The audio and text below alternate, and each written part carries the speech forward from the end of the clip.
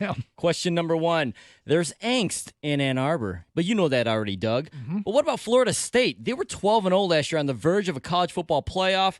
Since then, they've lost 7 of 8 games. What's going on there? So it's really hard to believe how bad it is that they are 1-6 and they look authentically 1-6. The head coach Mike Norvell said this week that they didn't handle getting left out of the college football playoff very well. And the way I interpret that, when I look at all the noise out of Florida State in the offseason, this was a university that was suing to try and get out of their conference. They were blaming the conference for the reason they didn't get into the college football playoff. And that tells me there was too much energy, perhaps when the coach says that, too much energy spent on worrying about all of that and not enough energy on the, okay, we're going back to work and leave no doubt approach moving forward. When a coach says that, and look, I mean, I'm glad he's willing to look in the mirror and say, here's what went wrong. But I'm going to go that that's what happened there. They've spent too much time worrying about the system on an administrative level all the way on down and not enough about getting back to business. I can't help but think that there has to be something behind the scenes with what happened after they lost their quarterback last year and the way they handled that situation, that it rubbed some players the wrong way, that maybe they thought other guys should have gotten chances or whatever, because there's just too much attrition. You've got the guys that went to the NFL, and they were in key positions and phenomenal players. You had the first-round players, Jared Verse and Fisk, and then you've got the receivers, Keon Coleman, and the other receiver, the quarterback himself. Lots of attrition, and they're not a big-time blue blood program anymore. They're not. They're not Alabama. They're not Ohio State. They're not LSU. They're not reloading. So when you lose those guys, and then, like I said, I think there's something behind the scenes that happened. So there's a mass exodus from the program. Coach is unable to hang on to those guys. Then you're not replenishing with the portal with the top-end portal guys, and you're having to rely on freshmen and sophomores. It is the perfect storm for having a bad season. But I don't think anybody thought it was going to be this bad. No, this is pretty horrific. I do believe there is some hangover effect from last year, the spending time and energy onto it, Doug. You're onto something there. The players, the coaches that are still here from last year feeling the effects, they could have used this as an advantage, like a chip on the shoulder thing, but it's gone the completely other way. But really the biggest reason is, and it's the same as Michigan actually, and a lot of programs, no quarterback, no college football playoff, man. DJ, you better get a real job is not the answer. It ain't working, clearly. And then they went to the other quarterback, and he gets hurt, and now they're on the other quarterback. If you don't have a quarterback in college football or professional football, which college football is basically now, it's going to be a rough sailing for you. All right, Gator, your thoughts on what happened last Saturday night in Austin, Texas, Georgia beating Texas. Not a pretty game by any means, and Georgia wins with 30-15, couple of touchdowns there. It's weird because you look at statistically, and Carson Beck throws 3 interceptions in the game. Georgia's offense has less than 300 yards, and how are they scoring 30 points? How are they winning by 2 touchdowns? Well, Texas averaged 1 yard a carry. 1 yard a carry. They also had less than 300 yards, and they lost 3 fumbles. That is horrific. So it's a nightmare of a game for Texas. It's a great game for Georgia. There's controversy in that game as well. I don't know if I can explain it. If these two teams played again, would it be the same result? Probably not. I think both teams I think Texas would love to get their hands on Georgia again, just like Georgia would love to get Alabama again. A lot of what you said, I kind of had noted on this one. I'll give you something else, too. I saw Steve Sarkisian, head coach at Texas, on College Game Day. And he was sitting there telling them, here's what we do that's so effective. Here's how we run this. Here's how we run that. They had videos up and all that. And I'm like, what are you doing? What are you doing? I thought it was one of the most, it was interesting, but I was sitting there watching it going, is he giving away the game plan? Like, it felt really like too much. There was a certain, I don't know. I was surprised that he did it, and maybe it had nothing to do with anything. But I was really shocked at how forward he was about what they were going to do. Too much Scotty Scheffler? I don't know what that means. Well, I think Scotty Scheffler was the guest picker, wasn't he? Was he? Okay, I didn't see that. Sorry. Yeah, it's all right. So the weird thing is, the biggest thing that stood out to me from that game was the whole fans throwing the bottles onto the field when the whole pass interference. What was the call? I can't even remember anymore. Pass interference. Pass interference, was it? Yeah, it was. And then the call got overturned after the delay from them cleaning up the bottles and everything. And I thought, it worked. Yeah. It actually worked, and you're rewarding bad behavior from fans. Now, later on in the week, they announced a big, hefty fine Texas, but I don't know. Maybe should there be a penalty, for that home team to get so their fans don't do things like that? And it's not like, one bottle comes on the field, a penalty right away, but something, really over the top like what the fans did at that game. I thought that was kind of ridiculous, even though they got technically the call right. You know what that sounds like? A question for next week's college football question. And also, Kirby Smart, another thing that stood out after the game, that post-game interview. Someone was salty. Someone was pissed that people picked against your team. Dude, how long have you been doing this? Big-time football. Hey, people are going to pick against you at some point. Nobody thought Georgia was going to win 8 games a couple years ago. Kirby Smart with telling his team people are picking us to lose 5-6 games. Man. He oversells. All right, CBS Sports confirmed last week that the Big Ten and the SEC were in preliminary talks to play non-conference games against each other. This is a way to enhance the schedule. Your thoughts on this? I don't know that you need to. This is a way to make more money. This is a way to get higher TV ratings. This is a way to keep your network partners happy. And keeping the network partners happy has led to Michigan State playing virtually their entire schedule at night. Like, it's amazing how much that the B1G and the SEC is just basically acquiesce the power to the TV networks. But I'll say this, with the strength of schedule thing, we're going to see a 2-loss national champion before we see another undefeated national champion. Oh, my. I like that bold take. And you're probably not off on that. Mm-hmm. I love that. Yeah, there you go. Listen, I love that they're going to schedule games against each other because for the fans, it's so much better. But the real reason they're doing it is exactly what you said. It's for money, and it's also for power.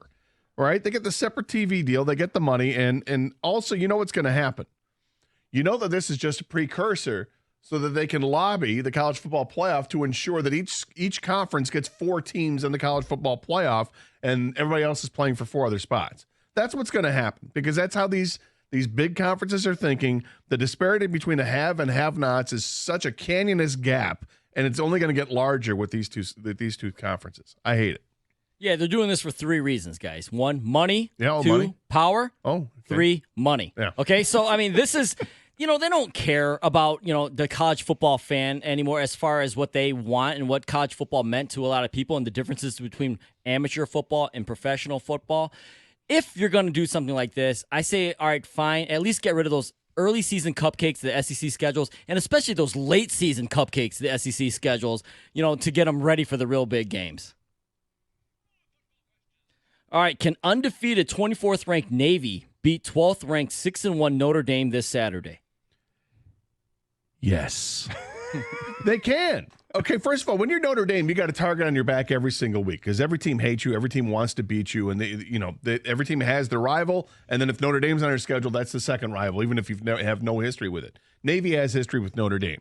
Horvath, the quarterback, is awfully good. Now, because he's a Service Academy quarterback, he's going to run the ball a ton, and he does. And he averages like 7 or 8 yards a carry. He's got 10 touchdowns already on the ground. But interestingly enough, he's also thrown for over 800 yards. In fact, it's only 300 yards less than what Riley Leonard has thrown for at Notre Dame. He's thrown for 10 touchdowns at Navy. Riley Leonard has thrown for 6. He's thrown 1 pick. Riley Leonard has 3 picks. Navy has a real shot in this game. I know they're, 13.5-point dogs. I would take them with the points. The Service Academies are legit this year. This is going to be a fun year to watch when Army and Navy play at the end of the season. It's not just, I'm going to watch it because of national pride. You're going to watch because it's going to be a damn good football game. Both of those teams have legit shots of upending Notre Dame, and Navy gets the first shot at it. Dude, they could end up in the playoff. I mean, this is your typical Navy team, as you pointed out. The midshipmen are averaging 11.93 yards per attempt through the air. Yes. That's number 2 in the country. Their yards per completion, 19.32. That's number 2 in the country. Is it behind Army? Notre Dame has been, yeah, it actually is. Notre Dame has been very good against the pass and quarterback rating against, not as good against the run. To be fair, neither of them played a tough schedule. Notre Dame nor Army. No. Or Navy, rather, but certainly they could win that game. Oh, they can absolutely win that game. I mean, they can attack you through the land, air, and sea, guys. All right, Notre Dame, obviously, I got Notre Dame winning this game, but they're not unbeatable, and especially a team that lost to Northern Illinois. The more that college football goes towards this NFL, I'm going to bring it up all the time because they're going through this NFL model, is any given Saturday is a more real thing than it was, 10, 20 years ago. So, yeah, Notre Dame, I got them winning, but Navy can absolutely beat them, and I'm rooting for them. Go Middies. All right, two big injuries in the Big Ten. Ohio State loses left tackle Josh Simmons and for the season. IU loses their quarterback, though, for several weeks to a thumb injury. Which will prove more costly for these teams? On the surface, I was going to say Simmons because there's a legit concern about their depth at tackle. They're probably going to move some people around. But Indiana plays Washington, Michigan State, Michigan, and Ohio State. And even though some of those teams are down, those still aren't easy games. So I'm going to say Rourke because I think it probably will cost him a game. The Simmons thing probably won't become an issue until the postseason for them, given their schedule. So I'm going to go the Rourke injury hurts Indiana more. I will say that it's the Rourke injury because he's a quarterback. And look, Cignetti's got this thing rolling really good in his first season at IU, but it's his first season at IU. You know, their backup quarterback is Taven Jackson, transfer from Tennessee. He's gone in limited duty and he's played really well there. But against Washington, this is a good program, so they're going to be tested this week. I just think it's a steep hill for them to climb. It's a steeper hill than Ohio State, which is one of those blue blood programs that does reload. So do they have a left tackle that can step in and a talented player? Absolutely. Will he be as good? No. But they can absorb it better than, say, Indiana trying to absorb the injury to their quarterback, which has been their leader this year. Yeah, clearly for me, it's Indiana losing Rourke at quarterback. See my above answer to question number one about not having a quarterback in college football. I mean, it's a big, big deal, especially for a school like Indiana. So that'll hurt them more than Ohio State's injury.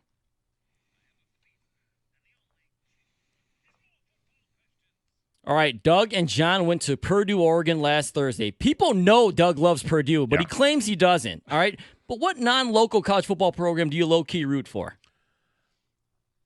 All right, so I made no mistake. I'm a huge BYU fan. All right, no bones about it. So I'm not going to say BYU because everybody kind of knows that I've been a BYU fan since the days of Jim McMahon and Mark Wilson, even before him in the late 70s. But you may not know I'm a low-key LSU fan. Oh, I didn't know that. I have loved LSU since Cajun I can remember Gator. watching football. It's the field. It's the different color, the striping of the field, the numeration every 5 yards, not every 10 yards. It's the damn tiger that they have outside there. He's awesome. The tiger eye in the center field, in the midfield. It's the fact that they had in the movie Everybody's All-American with Dennis Quaid, the galloping ghost, Gavin Gray, and that was about it. I mean, I love this team.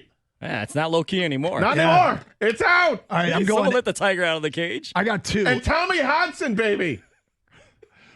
I got two. I got Colorado, and I Purdue. liked them before they were cool. Yeah, we know Purdue. Oh, yeah. I liked them before they were cool, before like him? Deion got there. Did you like him when they were breaking your heart at Michigan? I didn't love that moment, but I do. I've always kind of liked the Colorado program, and part of it has to do with the gold helmets and the black pants when they're on the road. I think it looks sweet. It's a good look. I do have an FCS team too, the Montana Grizzlies. I'm a Grizzly fan. Go figure. I chose the Grizzlies over the Bobcats when I was deciding which Montana team I was going to root for. So when I really fell in love with sports was mid to late 90s, and back then Florida State was the team. All right, I mean, I don't say it out loud. I don't think I have any Florida State gear. But honestly, one of the reasons why I loved Florida State was I loved the tomahawk chop. I actually liked the Braves. They were good in the mid 90s, late 90s because and they used the tomahawk chop as well. I actually don't like the Chiefs, but I do like the tomahawk chop. I think it's cool. That gets me going, man. And the whole chant and everything. So Florida State would be my low-key team that I root for. I used to like Florida State, too. There you go, and that concludes the college football blitz thingy.